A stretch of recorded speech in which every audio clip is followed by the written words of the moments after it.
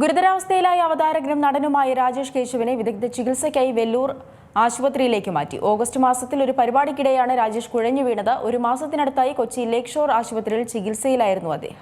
പ്രേക്ഷകർക്ക് മുന്നിൽ എന്നും നിറഞ്ഞു നിന്ന അവതാരകനാണ് ആർ.കെ. സ്നേഹത്തോടെ രാജേഷ് കേശവനെ പ്രേക്ഷകരും പ്രിയപ്പെട്ടവരും വിളിക്കുന്നതാണ് ആർ.കെ എന്ന പേര്. ഹൃദയാഘാതവും തുടർന്നുണ്ടായ ആരോഗ്യ പ്രശ്നങ്ങളും മൂലം കൊച്ചിയിലെ സ്വകാര്യ ആശുപത്രിയിൽ ചികിത്സയിലായിരുന്നു രാജേഷ്.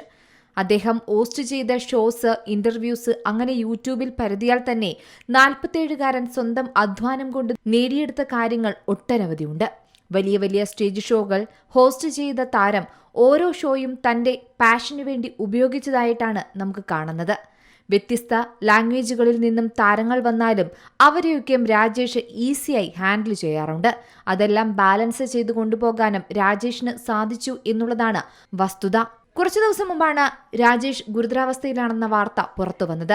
പരിപാടിക്കിടെ കുഴഞ്ഞു വീണതിനെ തുടർന്ന് ഗുരുതരാവസ്ഥയിലായ അവതാരകൻ രാജേഷ് കുറച്ചു നാളുകളായി കൊച്ചിയിലെ ഒരു സ്വകാര്യ ആശുപത്രിയിൽ ചികിത്സയിലായിരുന്നു. ഇപ്പോഴിതാ താരത്തെ വെല്ലൂർ ആശുപത്രിയിലേക്ക് മാറ്റുന്നു എന്ന റിപ്പോർട്ടുകളാണ് പുറത്തുവരുന്നത്. സുഹൃത്തും സഹപ്രവർത്തകനുമായ പ്രതാപാണ് സമൂഹമാധ്യമങ്ങളിലൂടെ ഇക്കാര്യം അറിയിച്ചത്. 29 ദിവസങ്ങളായി കൊച്ചിയിലെ ആശുപത്രിയിൽ ചികിത്സയിലായിരുന്നു അദ്ദേഹം.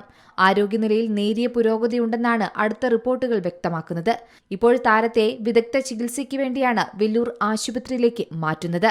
രാജേഷിന് വെല്ലൂർ ആശുപത്രിയിലേക്ക് മാറ്റാൻ അതിവേഗം എയർ ആംബുലൻസ് സംവിധാനം ഒരുക്കാൻ മുൻകൈയെടുത്ത സുരേഷ് ഗോപി, യൂസഫ് അലി, വെഫെയർ, SKN തുടങ്ങിയവർക്കെല്ലാം സുഹൃത്തുക്കൾ നന്ദി പറയുന്നുണ്ട്. ഓഗസ്റ്റ് അവസാന വാരമായിരുന്നു ഒരു പരിപാടിക്കിടെ രാജേഷ് കുഴഞ്ഞു വീണത്. എത്രയും വേഗം അദ്ദേഹത്തെ ആശുപത്രിയിൽ എത്തിക്കുകയും ചികിത്സകൾ ആരംഭിക്കുകയും ചെയ്തു. ഇപ്പോഴിതാ വെല്ലൂരിൽ പോയി പഴയ രാജേഷ് തിരിച്ചുവരുമെന്ന പ്രാർത്ഥനയിലാണ് എല്ലാവരും. ഇനിയും ഒരുപാട് വേദികൾ പങ്കിടാൻ വേണ്ടി അദ്ദേഹത്തിന്റെ വരവിനായി കുടുംബവും സുഹൃത്തുക്കളും ഒരുപോലെ കാത്തിരിക്കുകയാണ്. News desk Zee Malayalam news. ഏറ്റവും പുതിയ വാർത്തകളും വിശേഷങ്ങളും വിരൽത്തുമ്പിലറിയാൻ സീ മലയാളം ന്യൂസ് എല്ലാ ഡിജിറ്റൽ പ്ലാറ്റ്ഫോമുകളിലും ലഭ്യം.